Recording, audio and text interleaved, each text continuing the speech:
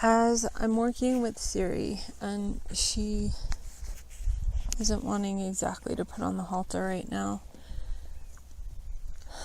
she gifted me something so deep and so sacred that I would have completely missed had I been in my head about the steps to do in terms of working with her.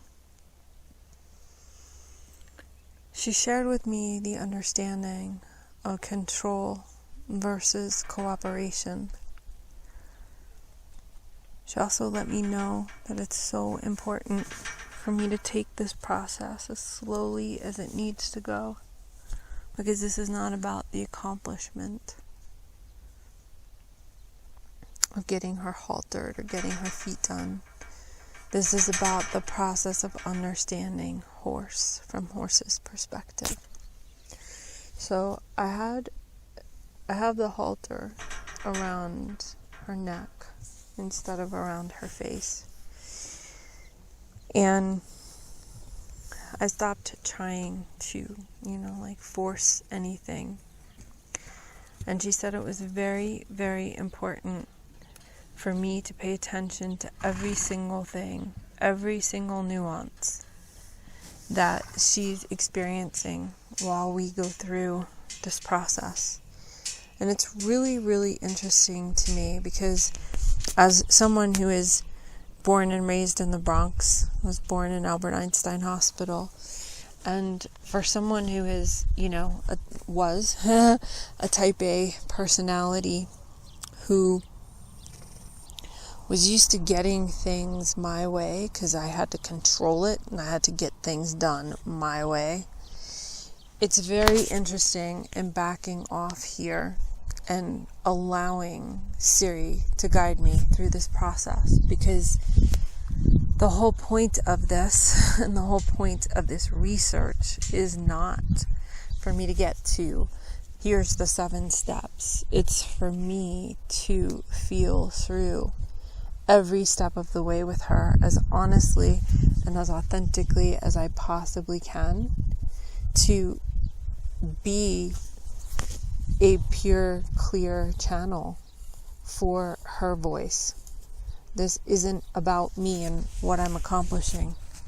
This is actually about what I am learning from this mare every step of the way, of who and how I get to be a respectful, conscious, conscientious, instinctual human who can interact with a horse and create a relationship based on mutual respect, listening deeply, having no hidden or alternative agenda,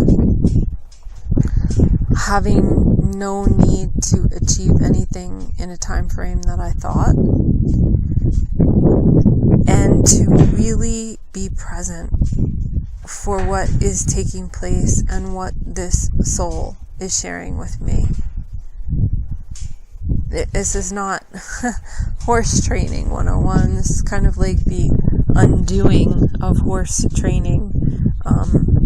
In terms of human training a horse, this is horse training a human and guiding a human through a process that is not just based on body language observation, but actually truly based on telepathy and communication at the deepest levels, and understanding if the horse's body alignment is out of balance and being able to help support it, and just being able to walk through this process as naturally and organically as possible without the steps or the rules or the things that the humans say to do, but directly from the horse, of what she knows about herself, about her body, about her people, about her way of being. And I guess maybe because there is no agenda to ride her and there is no time frame for this process, although I would like to get her feet done tomorrow when the farrier comes. If we don't, we don't. Because I realize now that this process, and she's willing to participate in it. I mean, she's seen her kids get their feet done at least 10 to 12 times. She knows the farrier. She knows the process. But I'm actually just starting to realize, wow, maybe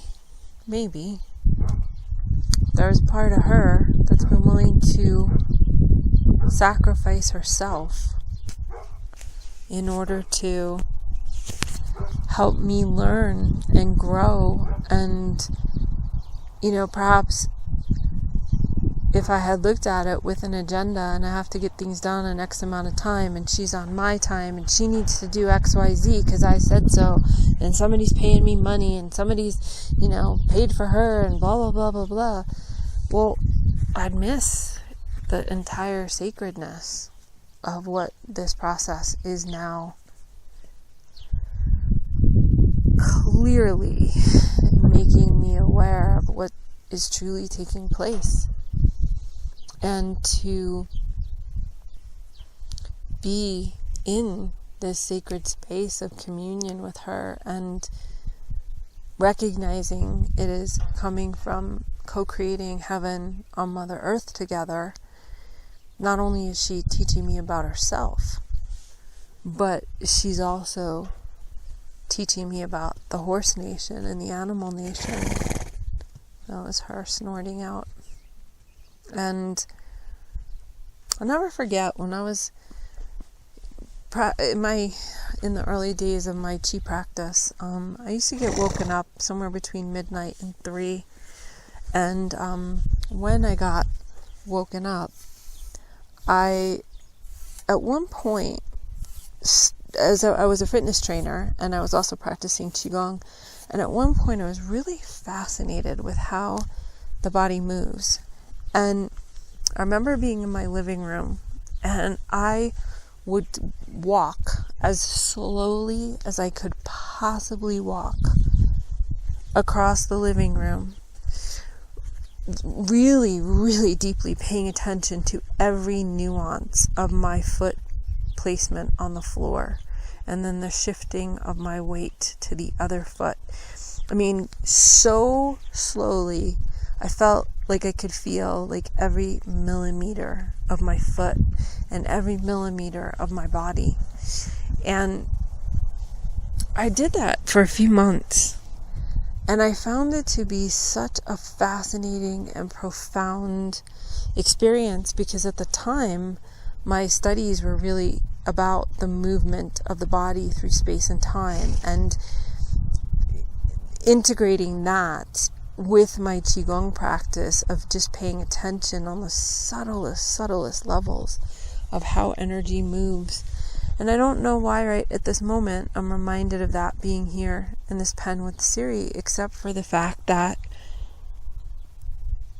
recognizing that moving forward or pushing things forward and not taking the time that it takes to understand every subtle nuance. There can often be a lot lost in translation. And I think it all depends on, results that you're looking to get. If you're looking to get on your horse in a quick amount of time, you'll probably push them through many things and ignore a lot of the things and signals that they've been giving you and providing you. But if you're willing to go through the experience for the result of the experience itself, to deeply understand another being, to allow your sensitivities and your abilities to communicate, to guide you through the process, you might just find a much, much deeper experience. And you might find a lot more magic. And instead of like, okay, check that box, onto the next thing, you might actually find that this life is this exquisite experience of continuing to open to the subtle beauty and nuances it has to offer all of us.